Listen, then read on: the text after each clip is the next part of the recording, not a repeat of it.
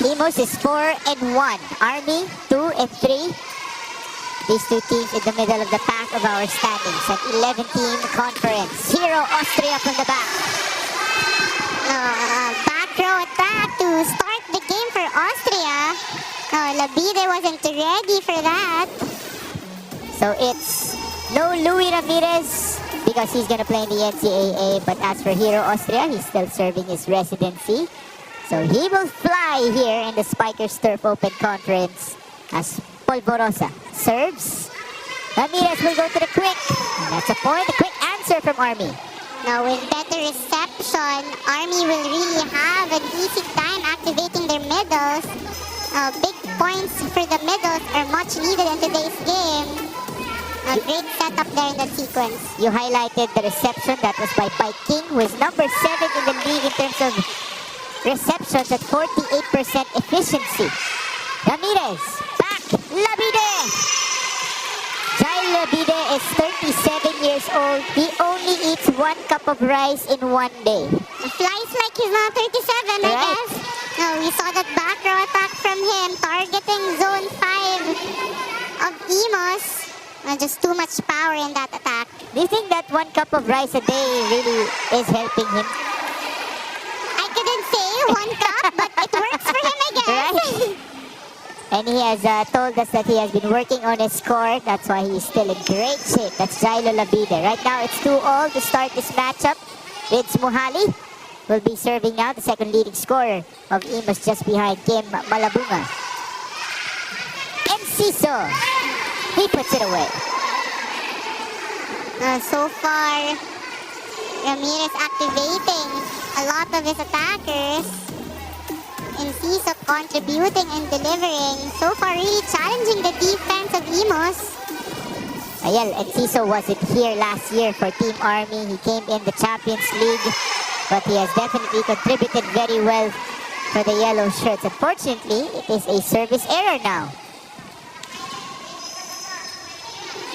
Kim Malabunga will now be serving with a smile. From Quezon Province, 26 years old. Onto the quick once more. Chance here for Army.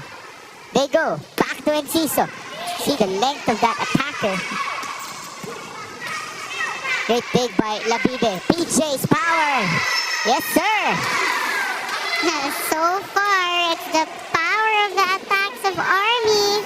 Really challenging the first line and the second line of defense of Imus, even with 2 blockers in front of Rojas, just really powering through, maximizing that space. Then again, Riel, we do expect that power to come at the start of this match. The question is, can they hold on until the very end? No, exactly. It's a matter of them sustaining the energy and power for them to get this game. Labide. That was set back. Great block by Villanueva. No, Villanueva all over that ball. No way for that ball to cross the net. We see Labide really trying for that, going for the cross-court attack, but 2 blockers towering him there. 2 very tall blockers, by the way, Villanueva and Rosales. Misreceive right there, making it hard for Ramirez to set that ball. Ramirez trying to adjust with that faulty first ball. Now, do you think that could be a strategy here, them targeting PJ Rojas? No, it could be a very good strategy for Imus, targeting the top and reliable attacker. But at that point, yung net yung tinarget ni Josh Villanueva, nakatulong pa sa kanya. And again, a good strategy for Imus in this game is just really to serve hard and disrupt the reception of Army. Villanueva again. Over-receive. Hero Austria. Recovery. Bibigay ni Jailo. What will Imus do? They go to the slide. That sails out off of the blocker. Great decision by Polvorosa going for that slide attack. If you would talk to Ish Polvorosa, he's very happy, Ayel, because he has so many tools right now to go to as a setter. Dami ang mga attacker na matataas talaga yung mga abilidad. Unfortunately, a service error now comes in from Josh Villanueva. For Ish Polvorosa, it's really a good problem for him having a lot of options in terms of offense. Now it's just a matter of activating and the timing of the combination plays for him. But again, Army needs to play consistent in terms of reception and service to build their own momentum. It's 5 serving 7 now. Back row, this time it's Mohali. How about that? Mohali actually was the top scorer of their game against Vanguard. He had 18 points to lead Imus. 8-5 our score, first technical timeout.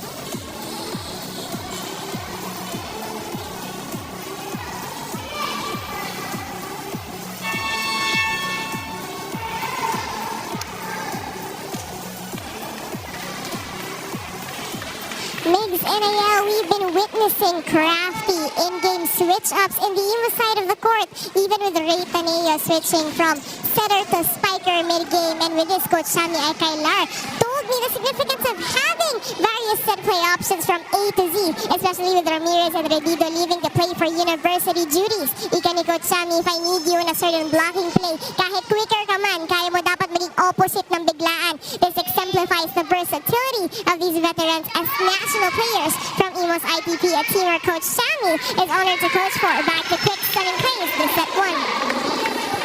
Thank you, Alexis. That's definitely a great point. The versatility of that Imus squad. He has held his players to a certain high level of accountability as they came into this conference. Makita natin yung atake na yan mula kay Jailo Labide. Pero kanina, no, napag-uusapan natin, Ayel, just how many tools they have to attack. And just imagine how the versatility is even helping that cause for them.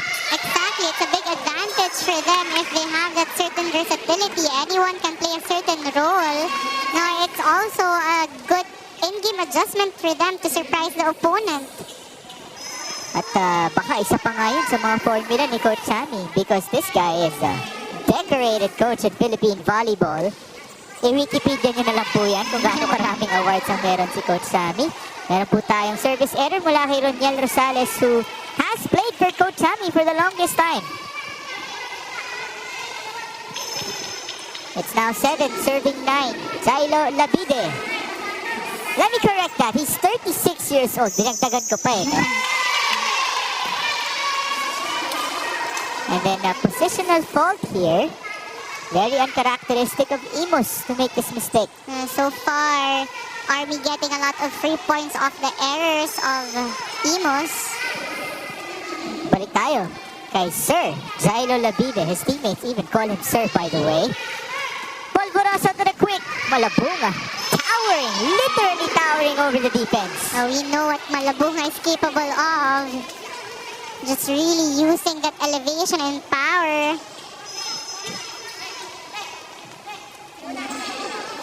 Team captain Ish Polvorosa now serving for Imus, then serving 8.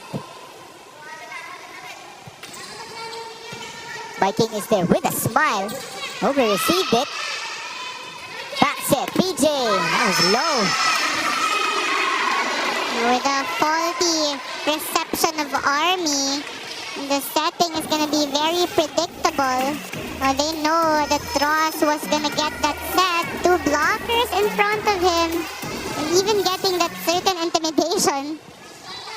It's going to be a long day for Nico Ramirez, who's left as the lone setter for Army because Ray Taneo is now playing for the other side. Taneo used to come off the bench as their second setter. As you get to see an error here from the attack of Imus. That's by Malabunga. That was actually a great adjustment by Ish Polvorosa to set it back quick. But Malabunga just too much angle in that attack. Nico Ramirez, the setter, serving now. Down by 2. Combination. There you have it, Ayel. You look for it. With the better first ball, is Polvorosa. The opportunity to delay and use the middle as a decoy. And what a decoy Kim Malabunga is, no? You can never leave Kim Malabunga with no blockers or just a single blocker. Malabunga is the top scorer, followed by Ritz Mohali. Coming into this game, as I should say. Another error here. Sails wide for Army.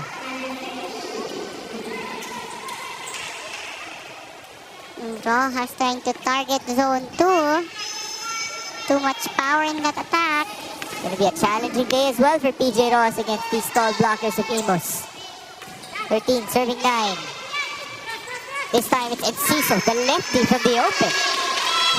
But it's outside. Now we're gonna have our first challenge because they did celebrate that as if they got the point. No, it looked like a clean hit for Enciso actually. It was too fast to actually see if it was inside or outside. How about this addition, itong si Enciso for Army? How's he looking so far for you? Oh, he's really a big help for Army with PJ Rojas and Labide in the previous conference having the pressure to score more points for Army. Now they have the help from Enciso. We're waiting for the review now. Was it in or out? That was definitely in. Clearly inside, a very clean hit coming off the hands of Enciso. Now again, we do have the benefit of the replay because that ball went so fast. So sometimes you really have to be more understanding of our linesmen, our referees. There were no blockers to clear Enciso on that one, making it really easy for him. 10 serving 13. Polvorosa back sets. Villanueva finding the corner.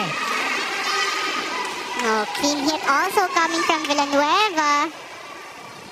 Trying to use his elevation as well to score that point. Only one blocker in front of him going for that down the line attack. Malabunga now is serving. Combination on the other end. Now that is long. And so far, a lot of attack errors coming off the hands of the attackers from Army. They have to pick up with their efficiency and attack. So far, Imus really playing consistent volleyball. Is it still a matter of reception making it hard to attack? Or nagigigil na ba sila? Right now, it's actually a matter of converting because they're having good first ball, better setting as well from Ramirez. So they have to make sure they can maximize that. Right now, it's 16 to 10. Second technical timeout.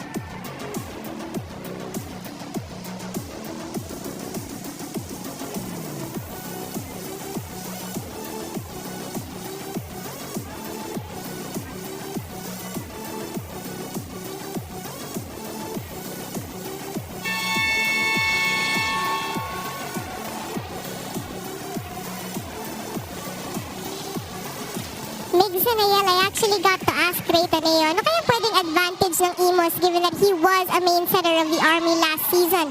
He told me Imus ITP is full of young guns, meanwhile Army has duties and are filled with seasoned players, so time for training is on Imus' side of the court. So I checked in with Army and then Ciso told me advantage naman nila ang kanilang no-civilian team as these troops will be gelling both physically and internally. Dahil lahat kami Army, grabe yung pagka-solid and grabe yung communication namin. Tingnan natin kung kanino mapupunta yung advantage for the end of this set 1.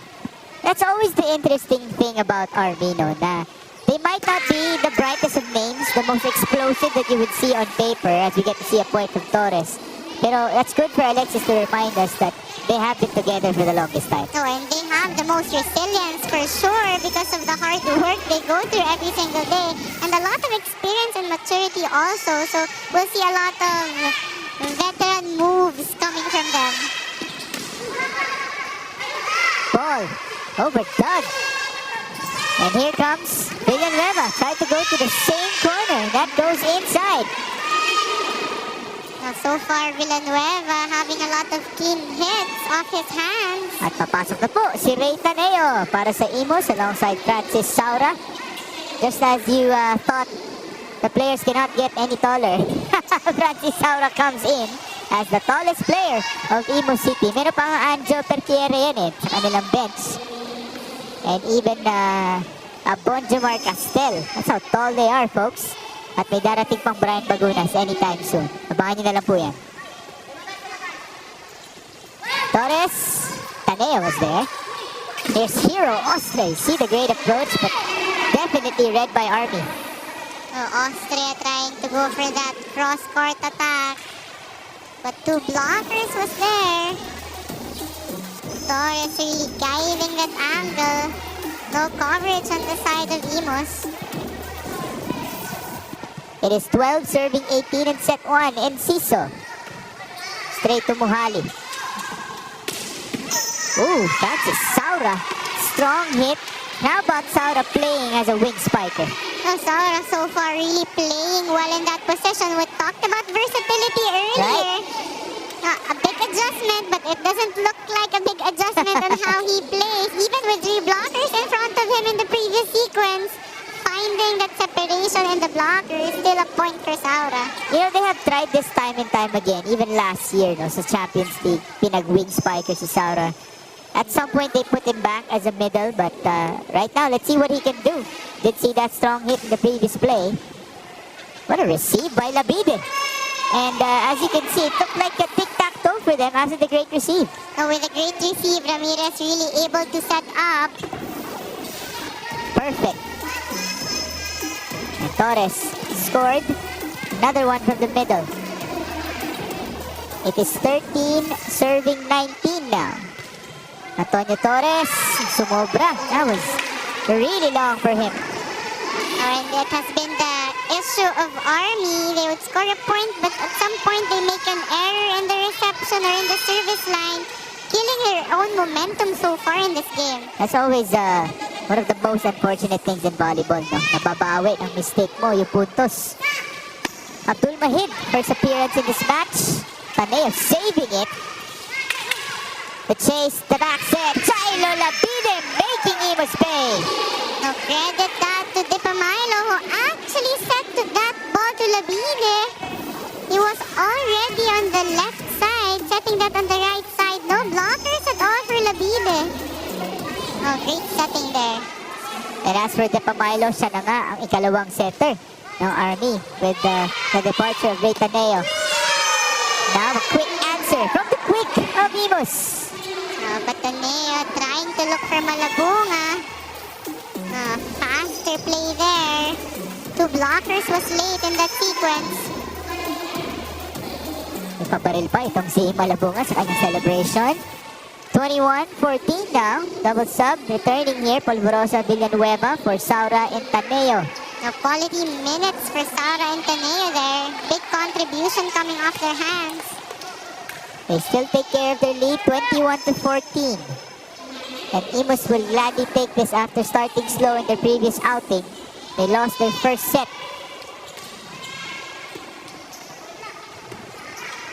PJ! That goes through. Rojas with the half of the net. He's been a bit quiet in today's game, so that was a much needed point for the Army. Is there an argument that the net defense is a factor to that quietness of PJ Rojas? No, definitely. You have a lot of tall blockers in the side of Imus. So you have to make sure you know what angles to use and what zones to attack to. Ramirez with 3 excellent sets and the serve slide! Wow! Kim Malabunga, how do you even stop that? But again, the setting distribution of Polvorosa working well for Imus. Better first ball also off the hands of Austria. That was beautiful. Fantastic execution right there. And we have a timeout. Hindi nakatunga nga lang, i-score lang tayo ng kalaban. Nabasa tayo, spiker. Ha? Locker, Bridget, nag-slide na. Nakita mo, hindi ka pa nag-slide.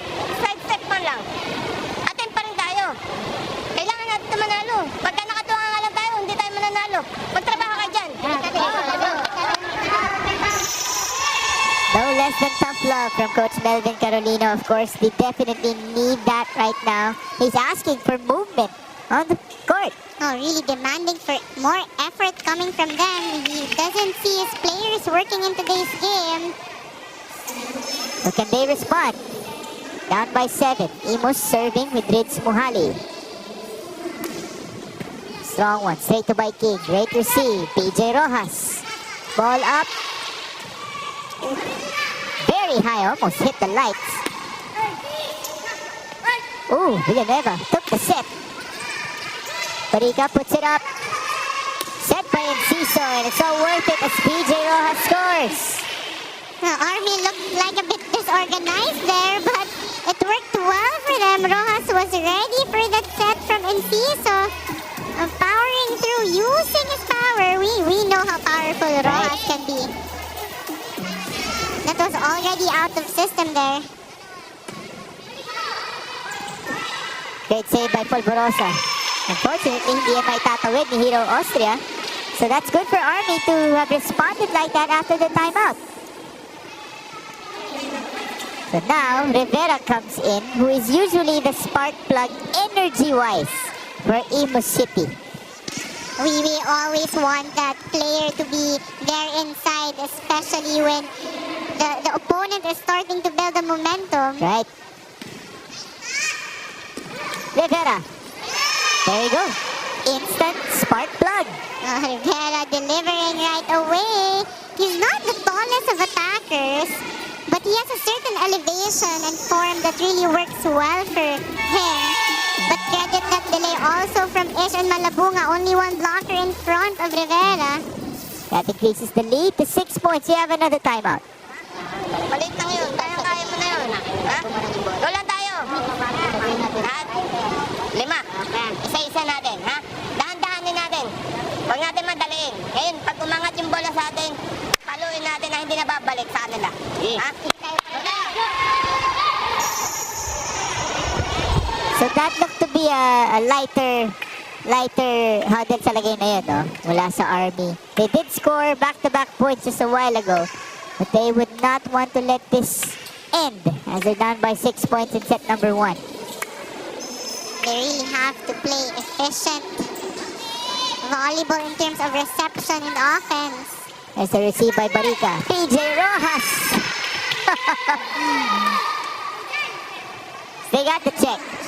And it was a good decision to actually set Rojas because he had the smaller blocker in Rivera there.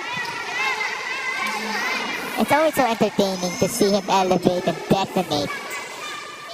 As always, PJ Rojas, 3 points and 3 attacks. Unfortunately, nag-detonate din yung serve niya. Masyadong malakas yun. It's 24-18. And again, you can't keep on giving free points to Imus because they're already producing their own points. They've been consistent in attack so far. 6 set points. That time, a good receive. Labide, very fast in the approach. This time, the other end, and Ciso overcooked it again. Another error to end set number 1. Imus looking good, 25-18. It was the service errors and the attack errors for Army that cost them the set. Great start for the blue shirts, something that they have been wanting to